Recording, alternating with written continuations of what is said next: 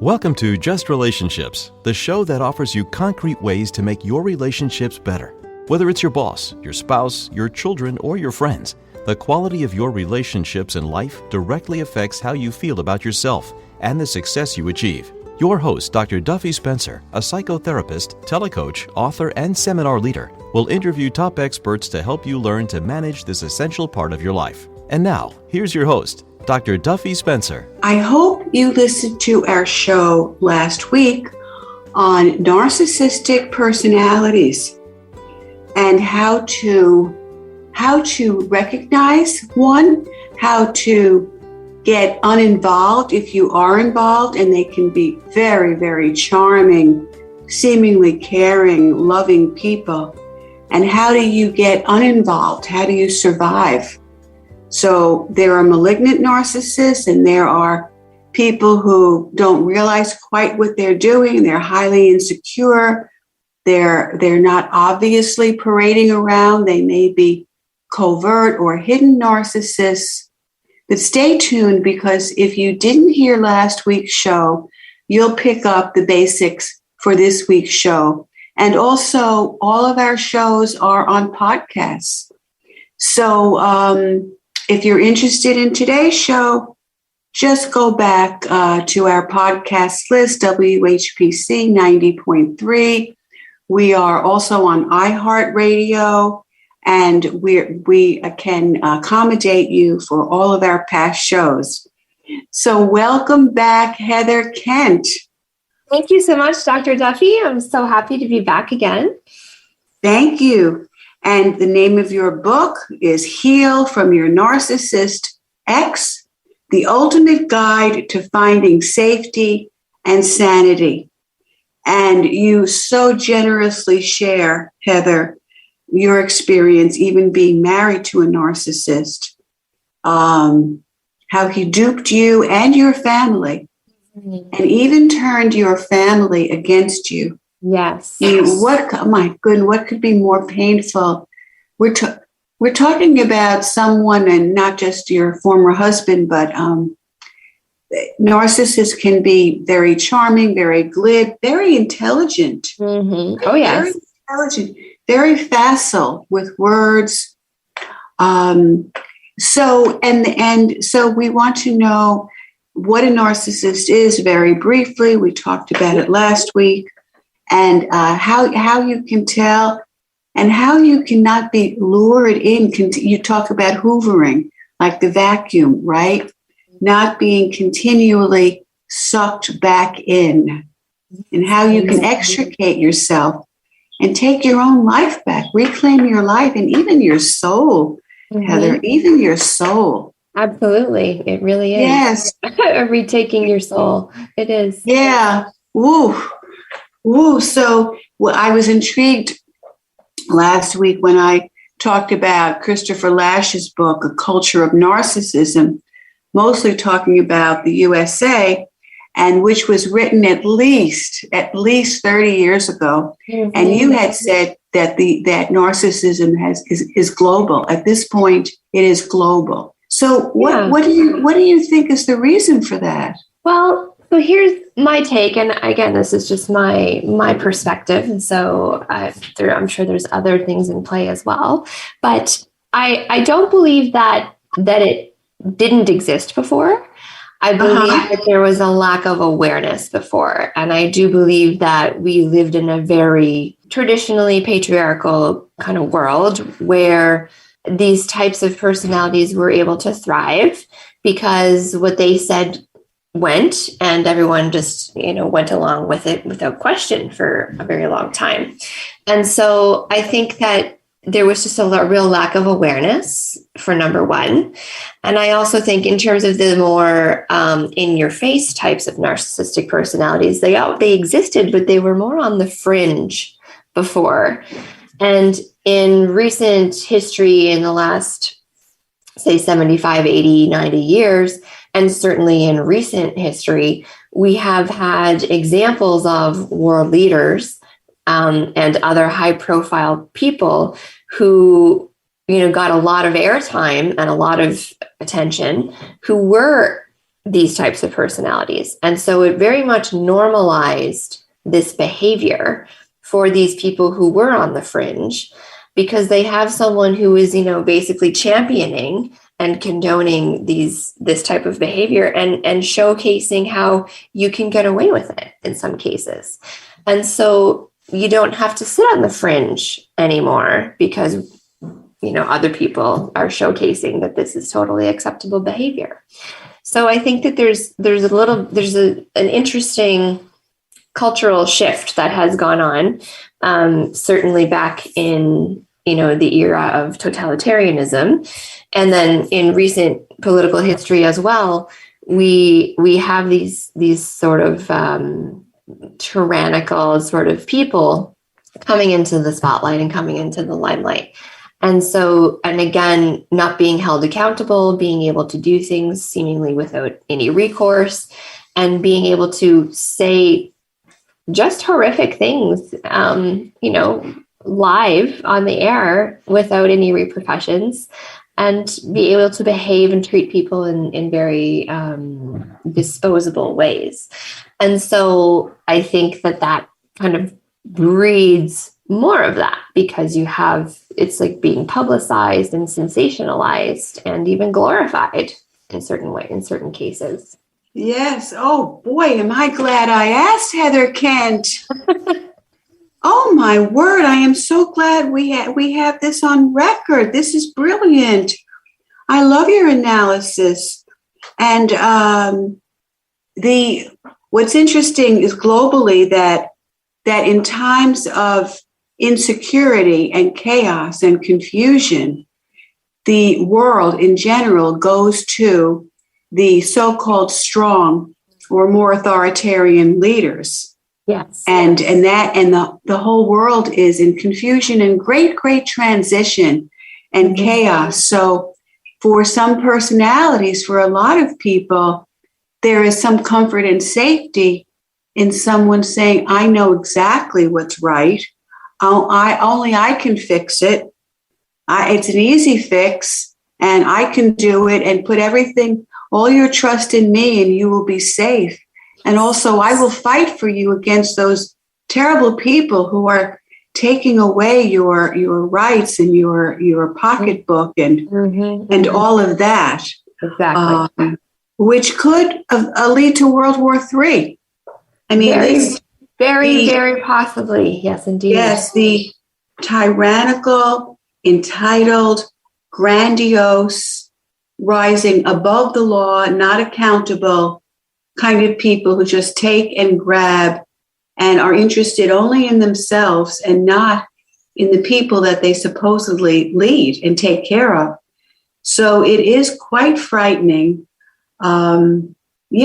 So what do you think of the idea of, in times of turmoil and confusion, that people, because it's a worldwide phenomenon, absolutely, toward authoritarian leaders? Yeah, absolutely. Yes. And it's really interesting because I was a history teacher for many years before, so I studied 20th century history. Yes. And so there are a lot of parallels in what's happening now in the world globally, and what was happening, in the interwar years in between the First and Second World War.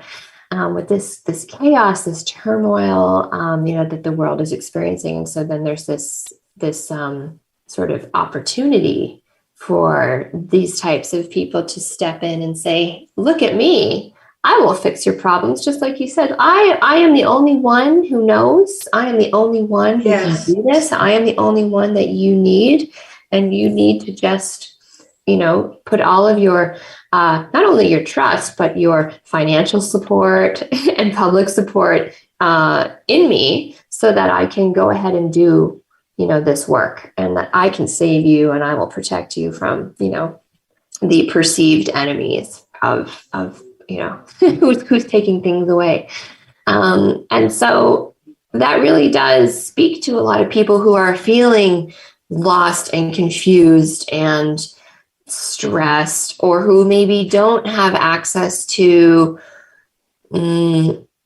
global sources of information and who maybe are more susceptible to misinformation, which there's no shortage of that in the world right now either, which is, I think, really compounding these problems. And so we have this sort of time where everyone's looking for a solution. Everyone's looking to make sense of what's happening. Everyone's looking for some way to make it stop or go back to normal, whatever normal is. And so these people who are saying, well, look at me, I can do this, and I'm just going to make it happen. And you're just going to, you're going to come along for the ride, and here we go. It does invoke this sense of relief, I think, and this sense of it's not patriotism, it's nationalism, which is more intense, and it's a little more perverse. And so this is what I think we're watching happen again in history right now, across the globe. And yes. That's a very important distinction, Heather Kent. Not patriotism, but nationalism. It's the same thing. I'm the best. My country is the best. Mm-hmm. Right? And I deserve, God bless America. Mm-hmm. Well, why wouldn't God bless other countries on the planet, all countries? What I think that phrasing is just so odd. If you're going to be blessed, let's bless humanity. I think a God that people conceive as good would bless all of humanity, except if some people think they're right and everyone else is wrong. Precisely. Then I want to be blessed, and I have a right to be blessed because I'm righteous. It really is that entitlement, that sense of entitlement. Again, that the theme of entitlement is so blatant. And they show up in our personal relationships with these people as well, that sense of entitlement. And that they are just do whatever they think that they deserve, and that, regardless of whether they have the skills or have done the work commensurate with what they're, expecting to happen, doesn't matter. In their delusion, in their mind, because of how fantastic they want the world to perceive them, then they are, do these accolades or whatever it is that they're looking for. Yes, and I also was a history teacher in another lifetime. Oh, that is so interesting. Yes, and studying Hitler, the theory of the big lie. You just say the same thing over and over again and make it so weird, like Jewish people are subhuman, and they're the cause of all the problems, so let's just get rid of them and get rid of our problems, and you just keep saying it and you propagandize. Mm-hmm. Yes. So let's bring it to the interpersonal level. And you had talked about in the last show that, people can be self-absorbed, selfish at times. So how do you tell someone who's being not particularly empathic in the moment, or selfish or self-absorbed, from a narcissist? I mean, how do you know the difference? How do you get out? How do you not continually be sucked in? Well, it's very difficult. Yes. Speaking from personal experience, I did get sucked in even after I left. Yes. So I'll get into that in a second. But really briefly, the difference between someone who is, maybe selfish and self-absorbed and a bit thoughtless in a moment, or might have those tendencies. Right. The real difference is that there's this combination of factors, this combination of traits, and so we have someone who is internally very insecure but doesn't want anyone to know, and so they project this image of themselves of being perfect or being fantastic or being, they're having the perfect, even the covert, more don't want to be in the spotlight, but they desperately can't deal with criticism. And so they have to portray this persona of perfection to the world because they desperately are hiding from criticism. And so that whole idea of having other people needing to see them in a certain way is very, very important.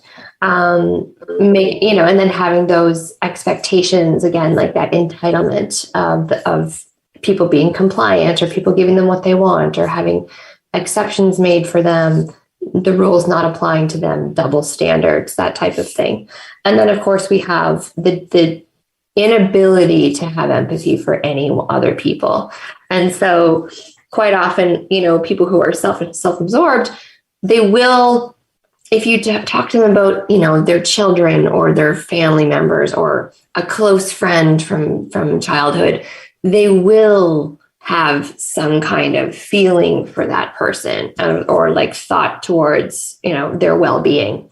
And so, whereas a narcissistic personality just doesn't, like, they have children, but their children exist to meet their own narcissistic needs.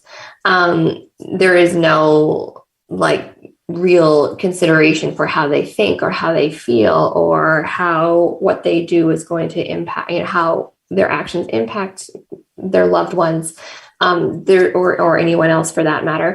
The ends always justify the means for a narcissistic personality. People might be wondering, okay, so how do I know if I have a narcissist in my life? That was my next question. Exactly. Right. How many people are listening now and saying, am I a narcissist? Oh, yes. Lots of people worry about that. So we all have elements of narcissism because every child is a little narcissist running around. Exactly. Because they're a narcissistic wound. It's called the narcissistic wound. Exactly. So can you speak to that? Yes. Thank you. Yeah. And so in childhood, of course, we are all self-absorbed because we don't have any other context of how we experience the world, right? And so we experience the world based on our own environment. And so everything is about us and how we feel and our needs and whatever. And depending on those attachment relationships that we have with our family, our caregivers, that is either a positive attachment or, an insecure attachment, which is a whole other thing we could talk about, I'm sure. But generally speaking, there are insecure attachments with those family members, with those primary caregivers in childhood, and that stays with you into adulthood. And there are, ways in which you become sort of stunted in emotional growth. And so this is how things show up in adulthood as well. And it shows up in our adult relationships and how we deal with things. And so we do, there's these narcissistic injuries, these deep-rooted, long-standing insecurities that if they get triggered or provoked, that's when we have those rage moments, the lashing out, the, over-the-top blaming and gaslighting, like I mentioned last week, and just absolute attacking the person who touched that injury that is being very deeply hidden from the world. And so we do see that happen. And so you might experience that in your relationships, whether it's with a family member or an intimate partner, this like random explosion of lashing out when you didn't do anything. It was pretty innocuous for you, but whatever it was triggered that injury. And so they will lash out at that and fight with everything they have. And so that's one thing to look out for, but that doesn't always happen. So I often get asked, how do I know if I have a narcissist in my life? And so I create a little bit of a litmus test, a little checklist test for you to. I like that. Yes, do tell. So you can answer the following questions. You can ask these to yourself. So does this person in my life experience an exaggerated sense of self-importance? Mm-hmm. Do they require constant admiration or positive feedback from others? Do they expect total compliance from others? Do they struggle to recognize the emotions and needs of other people? Well, there's the empathy piece. Do they struggle to recognize the emotions and needs of other people? Does this person ever expect special treatment or favors from others? Do they ever experience heightened jealousy about the successes of other people? Do they believe that other people are jealous of them and their talents and their success? Do they insist on having the best of everything? Great house, big beach house, fancy car, beautiful office, fancy clothes.